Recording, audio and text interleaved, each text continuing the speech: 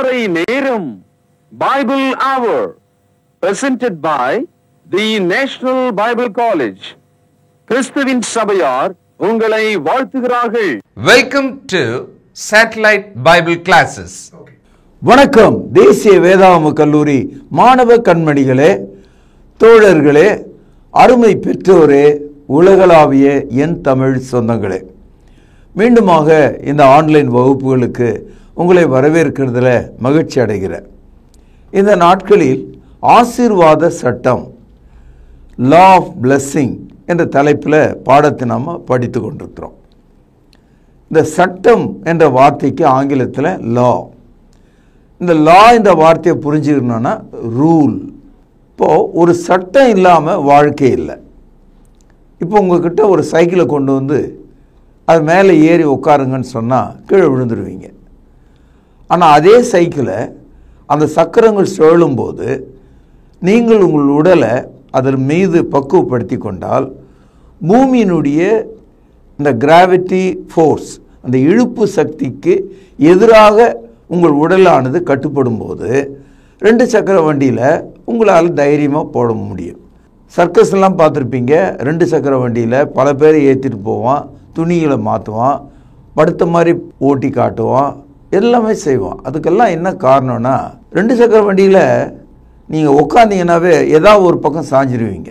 ஆனால் சாயாமல் இருக்கணும்னா ஒரு பேலன்ஸ்ன்னு சொல்லுவாங்க. அந்த பேலன்ஸ்ன்றது என்னன்னு கேட்டால், பூமியினுடைய இழுப்பு சக்திக்கு ஏற்றாற் போல உங்கள் உடலை சரி செய்து கொள்வது. அப்போது நேச்சுரல் லா, இயற்கை விதி ஒன்று அங்கே இருக்கிறது. அதுபோல் நம்முடைய மரணம் வாழ்வு அல்லது வாழ்வு மரணம், லைஃப் அண்ட் டெத், இது கூட ஒரு சட்டத்தின் கீழ் தான் இருக்குது. நம்ம எல்லா விஷயத்தையும் நீங்கள் உற்று கவனிச்சிங்கன்னா ஏதோ ஒரு சட்டம் ஒன்று செயல்பட்டு கொண்டே இருக்கிறது. உதாரணமாக உபாகமம் 30வது அதிகாரம், பழைய ஏற்பாட்டில் 263வது பக்கம் 15வது வசனம், இதோ ஜீவனையும் நன்மையும் மரணத்தையும் தீமையும் இன்று உனக்கு முன்னே வைத்தேன். இந்த வசனத்தில் ஜீவனையும் நன்மையும் மரணத்தையும் தீமையும் உனக்கு முன்பாக வைத்ததாக தேவன் சொல்லுகிறார். நீங்கள் ஆசீர்வாத சட்டத்தின் கீழே நீங்கள் எதையெல்லாம் விரும்பலாம்? ஜீவனை விரும்பலாம், நன்மையை விரும்பலாம். ஆனால் தீமையையும் மரணத்தையும் நீங்கள் விரும்ப முடியுமா? முடியாது. அப்போ தேர்ந்தெடுக்கக்கூடிய ஒரு தகுதி, உரிமையை நீங்கள் அடையணும்.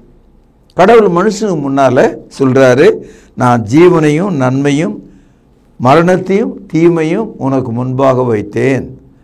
அப்போது சட்டப்படி நீங்கள் நடக்கிறதா இருந்தால் ஆசீர்வாதத்தை நீங்கள் விரும்பணும். நீதிமொழிகள் 18வது அதிகாரம் 21வது வசனத்தில், ஜீவனும் மரணமும் நாவின் அதிகாரத்தில் இருக்கிறது. நீ ஜீவனை விரும்பினால் ஜீவனையும் மரணத்தை விரும்பினால் மரணத்தையும் உன் வாயின் மூலமாக பெற்றுக்கொள்ள முடியும். காரணம், உன்னுடைய வாயில அது 2 ஆண்டவர் வச்சிருக்காராம். உபாகமம் 30வது அதிகாரம் 19வது வசனம், நான் ஜீவனையும் மரணத்தையும் ஆசீர்வாதத்தையும் சாபத்தையும் உனக்கு முன்பாக வைத்தேன் என்று உங்கள் மேல் வானத்தையும் பூமியும் இன்று சாட்சியாக வைக்கிறேன். ஆகையால் நீயும் உன் சந்ததியும் பிழைக்கும்படிக்கு நீ ஜீவனை தெரிந்து கொண்டு. அப்போ தேவன் இஸ்ரவேல் ஜனங்களுக்கு சொல்லும்போது, உனக்கு முன்பாக ஜீவனையும் மரணத்தையும் ஆசீர்வாதத்தையும் சாபத்தையும் வைத்தேன் என்று சொல்லிவிட்டு ஒரு சாட்சி சொல்லுகிறார். அந்த சாட்சி வானம் என்று சொல்லுகிறார். இப்போ நம்ம 2 பேர் பேசும்போது ஏதாவது ஒரு விஷயத்தை ஒரு ஆளை சாட்சின்னு சொல்லுவோம். அதுபோல் தேவன் வானத்தை சாட்சியாக நமக்கு வைத்திருக்கிறார்.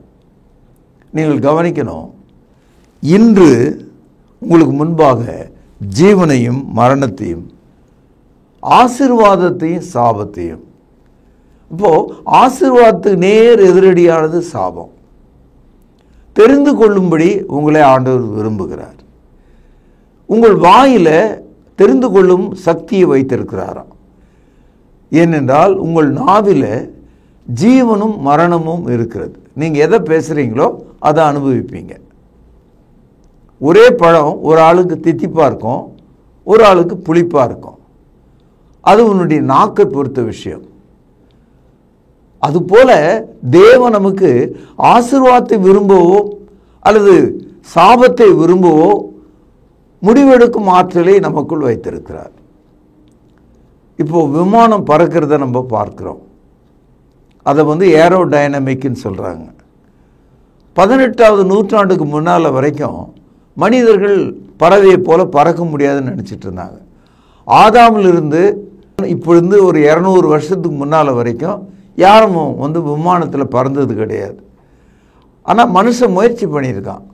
ஏதாவது கையில் பறவை மாதிரி ரக்கம் மாதிரி கட்டிக்கிட்டு ஒரு மரத்துலேருந்து கீழே குதித்து அப்படியே பறந்து பார்க்கலான்னு நினச்சி மூஞ்சி முகத்தெல்லாம் உடைச்சிக்கிட்டான். ஆனால் ரைட் சகோதரர்கள் ஒரு சின்ன கருவியை ஒன்று கண்டுபிடிச்சாங்க. அதாவது இந்த பூமியினுடைய இழுப்பு விசை, இந்த கிராவிட்டி ஃபோர்ஸுக்கு எதிராக செயல்படுகிற விசைக்கு பேர் தான் ஏரோநாட்டிக் லா என்று பேர். அந்த ஒரு சிறிய அந்த கருவியை முதலாக வச்சு தான் ஏரோப்ளேன் என்ற அந்த வாகனத்தை கண்டுபிடிச்சாங்க. கடந்த 200 ஆண்டுகளாக விமானங்கள் பறக்கிறத நம்ம பார்க்கிறோம். முதல் உலகப் போர் நடந்தபோது அதிக விமானம் இல்லை. 2வது உலகப் போர் நடந்தபோது ஏராளமான விமானங்கள் இருந்தது. இப்போ உலகத்தில் அந்த விமானத்தை விட அதிகமாக வேகமாய் செல்லக்கூடிய பறக்கக்கூடிய ராக்கெட்டுகளை கண்டுபிடிச்சாங்க. இப்போ ராக்கெட்டுகள் பூமிக்கு மேலே நிலவின் மேலே போகவும் மற்ற கிரகங்கள் மேல் போகவும் அந்த அளவுக்கு உயர எழுப்பி போவதற்கு அது வகை செய்யப்பட்டிருக்கு. இது எல்லாத்துக்கும் காரணம் அந்த ஏரோடைனமிக் லா, அந்த சட்டம் தான். அந்த விதியை அவன் கண்டுபிடித்தான். அதாவது பூமி இழுக்க இழுக்க மேலே ஏறி செல்கிற ஒரு ஆற்றலை கண்டுபிடிச்சாங்க. அப்போது விமானத்தில் பறக்க முடியாது, தரையிலிருந்து மனித மேலே போக முடியாதுன்னா அது முட்டாள்வாதம். எல்லாரும் பறக்க முடியுன்றது இப்போ நமக்கு தெரிஞ்ச ஒரு விஷயம். அது மாதிரி ஆசீர்வாதம் என்பது ஒரு சட்டம். ஆனால் சாபத்தின் கீழே உட்கார்ந்துருக்கிற ஆள் முடியவே முடியாது, இதே கதி தான், நான் இப்படியே இருந்து சாக வேண்டித்தான், எனக்கு கடவுள் சாபத்தை தான் வச்சிருக்காரு அப்படின்னு நீங்கள் நினச்சிங்கன்னா சாபத்தின் பிள்ளைகளாக தான் இருக்க முடியும். ஒவ்வொரு மனிதனுக்கு முன்னால், ஆதாமுக்கு முன்னால் தேவன் ஆசீர்வாதத்தையும் சாபத்தையும் வைத்தார். ஆசீர்வாதம் ஜீவ விருட்சம், சாபம் நன்மை தீமை அறியத்தக்க விருட்சம். நன்மை தீமை அறியத்தக்க விருட்சத்தை கனியின் புசிக்கும் நாளிலே நீ சாகவே சாவாயின்னு சொல்லியிருந்தார். ஆனால் மனிதன் ஆசீர்வாதத்துக்கு பதிலாக சாபத்தை தெரிந்து கொண்டான். ஆசீர்வாத சட்டம் இன்னைக்கும் உங்களுக்கு முன்னால இருக்கிறது. தேவன் உங்களுக்கு ஜீவனையும் மரணத்தையும் ஆசீர்வாதத்தையும் சாபத்தையும் முன்னால் வைத்திருக்கிறார். ஒரு சின்ன கேள்வி, ஐயா நீங்கள் சொன்னீங்க ஆசீர்வாத சட்டம் வாயிலே நாவிலே இருக்கிற ஒரு அதிகாரம்னு சொன்னீங்க. நாவில் எந்த வார்த்தையை சொன்னால் ஆசீர்வாதம் பலிக்கும், எந்த வார்த்தையை சொல்லணும்னா மரணம் பலிக்கும் அப்படின்னு நீங்கள் கேட்டிங்கன்னா தேவன் அதற்கான ஒரு வார்த்தையை வைத்திருக்கிறார். அந்த வார்த்தை வானத்திலிருந்து இறங்கி வந்த ஒரு வார்த்தை. அந்த வார்த்தை மாம்சமாகி அவர் நமக்குள் வாசமாக இருந்தார் என்று யோவான் 1வது அதிகாரம் 14வது வசனத்தில் வாசிக்கிறோம். அந்த வார்த்தை தேவனிடத்தில் இருந்தது, அந்த வார்த்தை தேவனாய் இருந்தது, ஆதியிலே வார்த்தை இருந்தது என்று நாம் படிக்கிறோம். யோவான் எழுதிய சுவிசேஷம் 1வது அதிகாரம் 1 வசனம். இந்த வார்த்தையை தேவன் இன்றைக்கு நீங்கள் விசுவாசிக்கும் போது ஆசீர்வாத சட்டத்தை உங்களுக்குள்ளே செயல்படுத்த முடியும். யார் வேணாலும் முடியும். யார் வேணாலும் சைக்கிள் ஓட்ட முடியும், யார் வேணாலும் விமானம் ஓட்ட முடியும். அந்த சைக்கிள் ஓட்டுவதற்கான சட்டத்தை உங்கள் உடலுக்குள்ளே நீங்கள் உருவாக்கி கொண்டால் சைக்கிளை ஓட்டலாம். விமானம் ஓட்டுவதற்கான பயிற்சி நீங்கள் எடுத்துவிட்டால், அந்த சட்டத்தை பெற்றுக்கொண்டால் நீங்கள் விமானத்தை ஓட்டலாம். அதுபோல நீங்கள் ஜீவனை விரும்பினால் ஜீவனை அடையலாம், மரணத்தை விரும்பினால் மரணத்தை அடையலாம், ஆசீர்வாதத்தை விரும்பினால் ஆசீர்வாதத்தை அடையலாம், சாபத்தை விரும்பினால் சாபத்தை அடையலாம். அப்போ ஒரு ஆள் என்கிட்ட கேட்குறாரு, இந்த ஆசீர்வாதத்தை பெறுவதற்கான அந்த சட்டம், அந்த வார்த்தையை எங்களுக்கு யார் கொடுப்பாங்க அது எங்கே இருக்கிறது, அது எந்த மலையின் மேலே இருக்கிறது, அது எந்த சமுத்திரத்தின் ஆழத்தில் இருக்கிறது, அது எனக்கு வேணும் அப்படின்னு ஒரு மனுஷன் சொல்றான். உபாகமம் 30வது அதிகாரம் 12வது வசனம், நாங்கள் அதை கேட்டு அதன்படி செய்யும் பொருட்டு எங்கள் நிமித்தம், கவனிங்கள், வானத்துக்கு ஏறி அதை எங்களுக்கு கொண்டு வருகிறவன் யார் என்று நீ சொல்லத்தக்கதாக அது வானத்தில் உள்ளதும் அல்ல. நாங்கள் அதை கேட்டு அதன்படி செய்யும் பொருட்டு எங்கள் நிமித்தம் சமுத்திரத்தை கடந்து அதை கொண்டு வருகிறவன் யார் என்று நீ சொல்லத்தக்கதாக அது சமுத்திரத்துக்கு அப்புறத்திலும் அல்ல. கவனிங்கள், நீ அந்த வார்த்தையின்படியே செய்யும் பொருட்டு, கவனிங்கள், அது உனக்கு மிகவும் சமீபமாய், கவனிங்கள், உன் வாயிலும் உன் இருதயத்திலும் இருக்கிறது. இப்படி ஒரு வசனம் பைபிள் இருக்குதுன்னு உங்களுக்கு தெரியாமல் போயிருக்கலாம். உங்கள் சபையில் இதை எடுத்து சொல்லியே இருக்க மாட்டாங்க. இன்னைக்கு கிறிஸ்தவர்கள் தரிதர்களாக இருப்பதற்கும் ஆசீர்வாதம் இல்லாமல் இருப்பதற்கும் ஒரு காரணம், ஆசீர்வாத சட்டத்தை கொடுக்கக்கூடிய தேவனுடைய வசனத்தை அவர்கள் தெரிந்து கொள்ளாமல் போனாங்க. வெளியூரிலிருந்து வந்த நண்பர் வீட்டுக்குள்ளே வந்து உட்கார்ந்தார். வீடு இருட்டாக இருந்தது. 1 மணி நேரம் பொறுத்து அவருடைய நண்பர் வீட்டுக்கு வந்தார். வந்தவர் பதறி போய், ஏன்பா இருட்டில் உட்காந்துருக்கிற அப்படின்னார். என்ன செய்யறது, வீடு இருட்டாக இருந்ததுன்னார். அதுக்கு அவர் சொன்னார், அந்த பாருங்க எதிரில் சுவிட்ச் இருக்க, அதை நீ ஆன் பண்ணியிருந்தால் லைட்டு எரிஞ்சிருக்குமேனார். அப்படியா, அது எனக்கு தெரியாதுன்னார். இந்த மாதிரி நிறைய சமயத்தில் நம்ம பார்க்குறோம். வீட்டுக்குள்ள வெளிச்சத்தை உண்டாக்கக்கூடிய, இயக்கக்கூடிய அந்த சுவிட்ச் அங்கே இருக்கிறது என்று தெரிந்தும் கூட ஒரு ஆள் இருட்டிலே உட்கார்ந்துருந்தார்னா அவர் சாபத்தை விரும்புகிறார். அந்த சட்டத்தை அவர் இயக்கலை. மனிதன் என்ன கேட்குறான், இந்த ஆசீர்வாத சட்டத்தை கொடுக்கக்கூடிய வார்த்தையை எங்களுக்கு வானத்தில் ஏறி எங்களுக்கு கொண்டு வருவதற்காக யார் இருக்கிறார், அது எங்கே இருக்கிறது, 7 சமுத்திரத்தை கடந்து அதை எடுத்து கொண்டு வந்து கொடுப்பதற்கு எங்களுக்கு யார் இருக்கிறார் என்றெல்லாம் மனித மனம் யோசிக்கிறதாம். ஆண்டவர் சொல்றாரு, நீ வானத்துக்கும் ஏற வேணாம், நீ சமுத்திரத்துக்கும் கடந்து போக வேண்டாம், அது உனக்கு சமீபமாக இருக்கிறது, அது உன் இருதயத்தில் இருக்கிறது. கடைசியில் பாருங்க, அது உன் வாயில் இருக்கிறது. அப்போ வாய்க்குள்ள வரும்படியான ஒரு வார்த்தையை தேவன் வச்சிருக்கார். The word of blessing, it is on your mouth. இங்கே தாங்க கிறிஸ்தவ மார்க்கம் ஆசீர்வாத சட்டம் எப்படி செயல்படுகிறது என்று சொல்கிறார். அது உன்னுடைய இருதயத்தில் விசுவாசம் உள்ள வார்த்தையாக இருக்கிறது.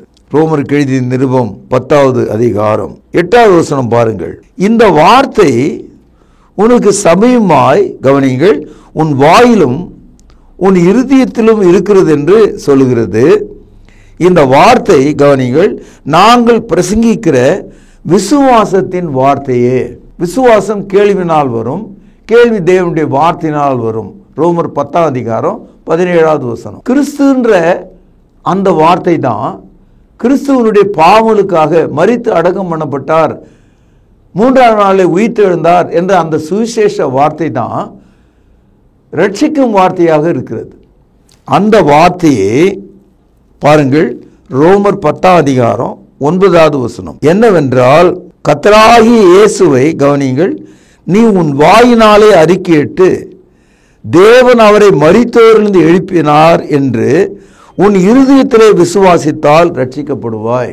நீ வானத்துக்கு ஏற வேண்டாம், சமுத்திரத்தையும் தாண்ட வேண்டாம், அந்த வார்த்தை உன் இருதயத்தில் இருக்கிறது, அது உன் வாயில் இருக்கிறது என்று சொல்கிறார். அந்த வார்த்தை எது என்று கேட்டால் விசுவாசத்தின் வார்த்தை. விசுவாசத்தை உண்டாக்கக்கூடிய செய்தி எது? இயேசு கிறிஸ்து வேத வாக்கின்படி மரித்து அடக்கம் பண்ணப்பட்டு உயிர்த்தெழுந்தார் என்று நீ விசுவாசித்தால் அந்த வார்த்தை உனக்கு ஜீவனை கொண்டு வரும். நீ அதை அறிக்கை செய்யவில்லை என்றால் உனக்கு மரணத்தை கொண்டு வரும். விளங்கிட்டீங்களா? அப்போ ஆசீர்வாத சட்டம் நமக்கு செயல்படணும்னு சொன்னா, நீங்கள் கிறிஸ்துவை உங்கள் வாயினால் அறிக்கையிட்டு பாவ மன்னிப்பு கண்டு ஸ்நானத்தை பெற்றுக்கொள்ளும் போது ரட்சிக்கப்படுகிறீர்கள். அப்போஸ்தலர் நடபடியில் 2ஆம் அதிகாரம் 38வது வசனம், அப்போஸ்தலர் நடபடியில் 8வது அதிகாரம் 37வது வசனம். அப்பொழுது பிலிப்பு, நீர் முழு இருதயத்தோடு விசுவாசித்தால் தடை இல்லை என்றான். அப்பொழுது அவன் இயேசு கிறிஸ்துவை தேவனுடைய குமாரன் என்று விசுவாசிக்கிறேன் என்று சொல்லி விசுவாச வார்த்தையை அவன் வாயிலிருந்து சொன்னான். அவன் ஞானஸ்தானம் பெற்று ரட்சிக்கப்பட்டான். என் அன்பு சகோதரர்களே, ஆசீர்வாத சட்டம் சட்டத்துக்கு கீழ்ப்படியும் போது அது செயல்படுகிறது. ஒரு சைக்கிள் மேல நீங்க ஏறி உட்கார்ந்தா கீழே விழுந்துருவீங்க. ஆனால் உங்கள் உடலும் சைக்கிளும் பூமியின் இழுப்பு சக்திக்கு எதிராக கட்டுப்படும் போது சின்ன குழந்தை கூட சைக்கிள் ஓட்டும். சைக்கிள் ஓட்டுறவங்களுக்கும் சைக்கிளுக்கும் இடையில ஒரு சட்டம் இருக்கிறது. அதான் பேலன்ஸ் பேரு. அந்த இயற்கை விதிக்கு பேலன்ஸ் பண்ணும்போது நம்மால அந்த 2 சக்கர வண்டியில போக முடியும். 2 சக்கர வண்டியில ஒரு ஆளை தூக்கி உட்கார வச்சீங்கன்னா ஏதாவது ஒரு பக்கம் விழுந்துருவான். சக்கரமும் நகரணும், உடலும் அதுக்கு ஏற மாதிரி கண்ட்ரோல் ஆகணும். அது மாதிரி நாம தேவனுடைய வார்த்தைக்கு கீழ்ப்படியும் போது, அதற்கு ஒப்புக்கொள்ளும் போது, இன்று நான் உனக்கு முன்பு என்ன வச்சிருக்கேன்? ஆசீர்வாதத்தையும் சாபத்தையும் வச்சிருக்கேன், ஜீவனையும் மரணத்தையும் வைத்திருக்கிறேன். இதை முடிவு செய்வதற்கான வார்த்தையை உன் இருதயத்தில் வைத்திருக்கிறேன். அதை நீ விசுவாசத்தினாலே நாவினாலே பேசினால் அந்த ஆசீர்வாதம் உனக்கு பலிக்கும். இவ்வளவுதான் மொத்த சூட்சமும், இவ்வளவுதான் மொத்த விஷயமே. ஆசீர்வாத சட்டத்தை செயல்படுத்துவதற்கு உன் வாயில் உள்ள விசுவாச வார்த்தை வெளிப்பட வேண்டும். நீதிமொழிகள் 30வது அதிகாரம் பக்கம் 789 15வது வசனம். தா தா என்கிற 2 குமார்த்திகள் அட்டைக்கு உண்டு, திருப்தி அடையாத 3 உண்டு, போதும் என்று சொல்லாத 4 உண்டு. அட்டைன்றது ஒரு வகையான பூச்சி. அது வயல் நிலங்களில் இருக்கும். நாம் அதன் வழியாக நடந்து செல்லும்போது திடீரென்று காலில் அது ஒட்டிக்கொள்ளும். அட்டை பூச்சி நம்மை கடித்தது நமக்கே தெரியாது. ஏனென்றால் அதனுடைய வாயில் ஒரு வகையான திரவம் சுரக்கிறது. அந்த திரவம் நம்முடைய உடல் மேலே பட்ட உடனே மறுத்துறோம், நமக்கு ஒன்றுமே தெரியாது. அட்டை அப்படியே பிடிச்சி நம்ம ரத்தத்தெல்லாம் இழுக்கும். எவ்வளோ இழுக்கும்னு சொன்னால், அந்த அட்டையினுடைய 2 பக்கத்தில் அதனுடைய முகத்தில் 2 பை இருக்குது. சின்ன குட்டி பலூன் மாதிரி ரத்தத்தை உறிஞ்சிக்கிட்டே இருக்கும். 2 பக்கமும் அது குண்டாக உப்பி விடும். ஆனால் இந்த அட்டை இருக்க, நம்ம இவ்வளோ குடிச்சிட்டோம், ரத்தம் போதும் அப்படின்னு அதை நினைக்காதான். தா தா தா அப்படின்னு இந்த அட்டை கேட்டுக்கிட்டே இருக்கும். அப்புறம்தான் நமக்கு தெரியும், நம்ம காலுக்கு பின்னால் ஏதோ வித்தியாசமாக இருக்கேன்னு தடவி பார்த்தா அந்த பூச்சி நம்மை கடித்து கொண்டிருக்கிறது தெரியும். எப்படி இந்த அட்டை எவ்வளோதான் ரத்தத்தை உறிந்து கொண்டாலும் மனம் இல்லாமல் அப்படியே இருக்கும். அதனுடைய தாடை 2 பக்கமும் குண்டாக மாறினாலும் அந்த ரத்தம் ஒரு சேர்ந்தாலும் கூட அதுக்கு திருப்தி இருக்காதான். ஆசீர்வாத சட்டத்தை கூட மனிதர்கள் வெறும் ஆசீர்வாதத்துக்காகவே வாழுகிறதாக இருந்தால் அது ரொம்ப ஆபத்து. ஆசீர்வாதத்தை கூட அனுபவிப்பதற்கு ஏற்றாற் போல இருக்கணும். இப்போ ஹோட்டல்களில் பார்த்தீங்கன்னா ஃபுல் மீல்ஸ்ன்னு சொல்லுவாங்க. நீங்கள் எவ்வளோ சாப்பாடு கேட்டாலும் நீங்கள் சாப்பிடலாம். சரி, ஃபுல் மீல்ஸ்ன்னு சொன்னால் எத்தனை பேர் சாப்பிட்றாங்க? அதை நீங்கள் பார்த்தீங்கன்னா 10ல் 1 ஆள் கூட சாப்பிட மாட்டான். லிமிட்டெட் மீல்ஸ்ன்னு சொன்னாவே அதில் பாதி வச்சுட்டு வந்துடுறாங்க இந்த காலத்தில். ஃபுல் மீல்ஸ்ன்னு சொல்கிறதுனால உங்களால் எல்லாத்தையும் சாப்பிட முடியுமா என்ன? எல்லாத்தையும் சாப்பிட்டா வயிறு வீங்கிடும், உங்களால் ஜீரணம் பண்ண முடியாது. அதனால்தான் இந்த அட்டையை போல ஆசீர்வாத சட்டத்தை, ஆசீர்வாதம் மட்டுமே வாழ்க்கை நீங்கள் நினச்சிங்கன்னா நாசமாக போவீங்க. அதனால்தான் நீதிமொழிகளில் நம்ம படிக்கிறோம் 30வது அதிகாரம் 9வது வசனம். நான் பரிபூர்ணம் அடைகிறதுனால் மறுதலித்து கர்த்தர் யார் என்று சொல்லாத படிக்கும், தரித்திரப்படுகிறதுனால் என் தேவனுடைய நாமத்தை வீணிலே வழங்காத படிக்கும், என் படியை எனக்கு அளந்து என் மடியிலே போஷித்தருளும். இவ்வளோ அருமையான ஒரு வசனம் பார்த்தீங்களா?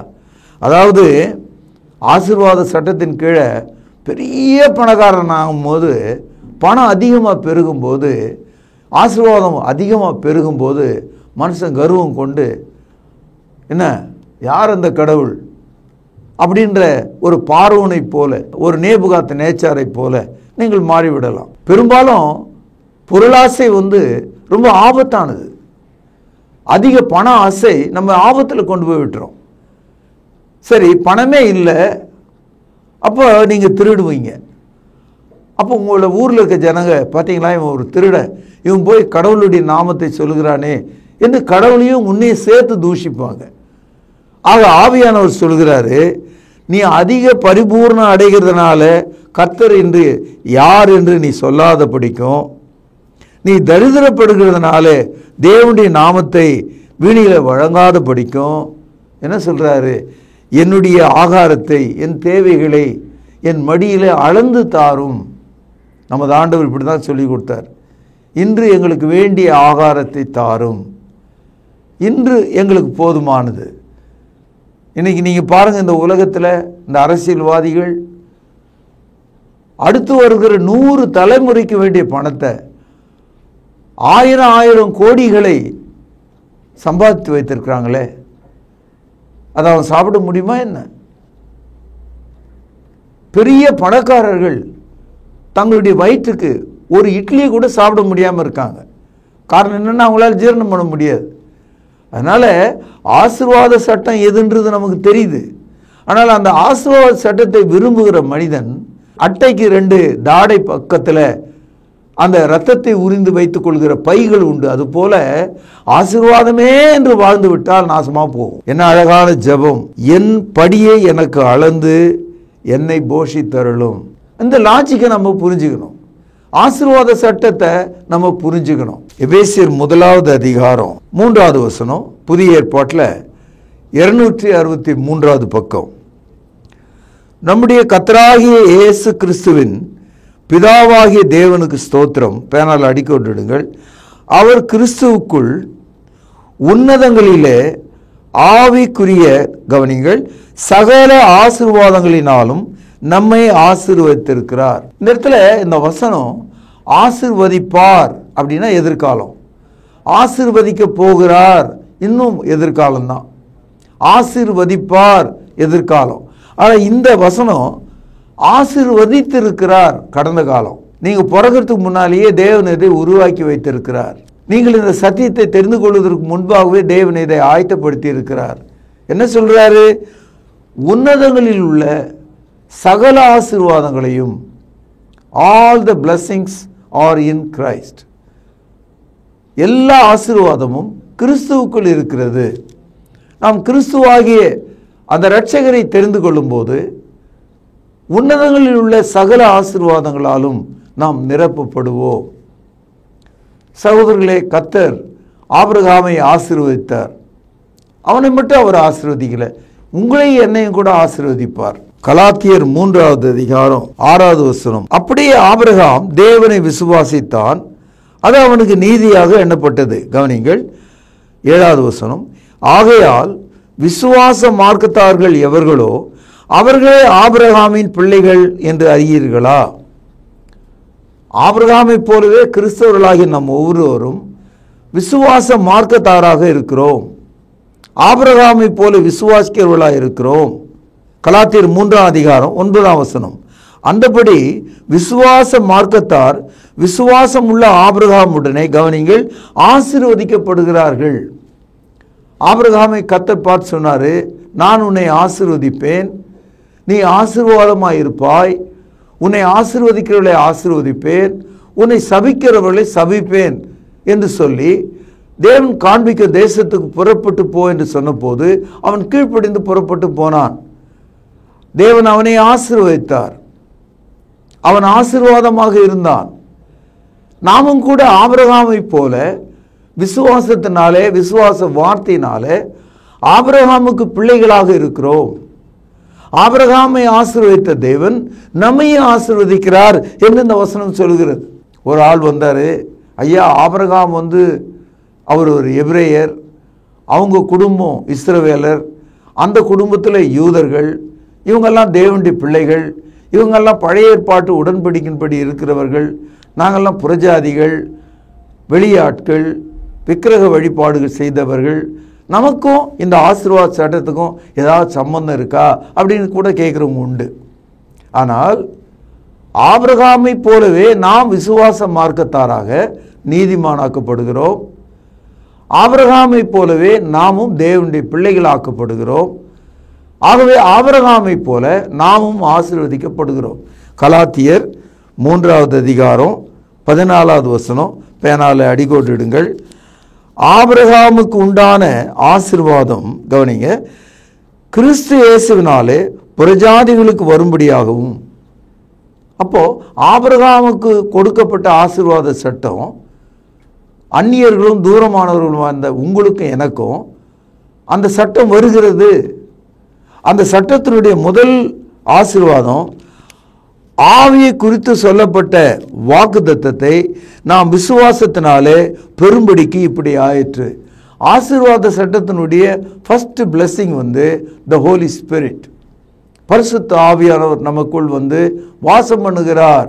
மத்தேயு 6ஆம் அதிகாரம் 33வது வசனம், முதலாவது தேவனுடைய ராஜ்யத்தையும் அவருடைய நீதியையும் தேடுங்கள், அப்பொழுது இவைகள் எல்லாம் உங்களுக்கு கூட கொடுக்கப்படும். தேவனுடைய ராஜ்யத்தையும் நீதியை தேடின விசுவாச மார்க்கத்தாராகிய நீங்களும் நானும் ஆபிரகாமினுடைய பிள்ளைகளைப் போல் இருக்கிறோம். ஆபிரகாமுக்கு உண்டான எல்லா ஆசீர்வாதங்களும் உங்கள் மேல் வருகிறது. ஆசீர்வாதத்தினுடைய தொடக்கமாக தேவன் உங்கள் இருதயத்தில் தமது ஆவியை ஊற்றினார். நீங்கள் ஆசீர்வாதத்தின் பிள்ளைகளாக இருக்கிறீர்கள். சகோதரர், இந்த நாளிலே நான் காண்பித்த பல வசனங்களும் அந்த உரையாடலும் நீங்கள் மீண்டும் மீண்டும் கேட்டு அதில் மூழ்கி இந்த ஆசீர்வாத சட்டம் உங்கள் வாழ்க்கையில் செயல்படவும், உங்கள் குடும்பத்தில் செயல்படவும், உங்கள் சமுதாயத்தில் செயல்படவும், இந்த தேசத்தில் செயல்படவும் உங்களை ஒப்புவிடுங்கள். நீங்கள் ஆசீர்வாதத்தின் மக்களாக இருங்கள் என்று சொல்லி இன்றைய செய்தியை இங்கே நான் நிறைவு செய்கிறேன். பிரார்த்தனை செய்வோம். பரலோகத்திலே வாசமாக இருக்கிற அற்புதமான தகப்பனே, இன்று உனக்கு முன்பாக ஜீவனையும் மரணத்தையும் ஆசீர்வாதத்தையும் சாபத்தையும் வைத்தேன். ஆண்டவரே, இதில் நாங்கள் எதை தேர்ந்தெடுக்க வேண்டும் என்பதை காண்பியும். நாங்கள் ஆசீர்வாதத்தையும் ஜீவனையும் தேர்ந்தெடுக்கும்படி உதவி செய்தருளும். அந்த வார்த்தைக்காக உமக்கு நன்றி செலுத்துகிறேன். நாங்கள் அந்த வார்த்தையை தேடி வானத்துக்கு செல்லவோ சமுத்திரங்களை தாண்டி செல்லவோ தேவையில்லை. அது விசுவாசத்தின் வார்த்தை, ஆபிரகாமை நீதிமானாக்கிய வார்த்தை.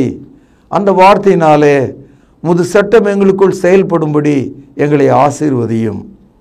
ஆண்டவர் இயேசுவின் நாமத்தில் ஜெபம் கேளும் ஜீவனுள்ள எங்கள் நல்ல பிதாவே, ஆமென்.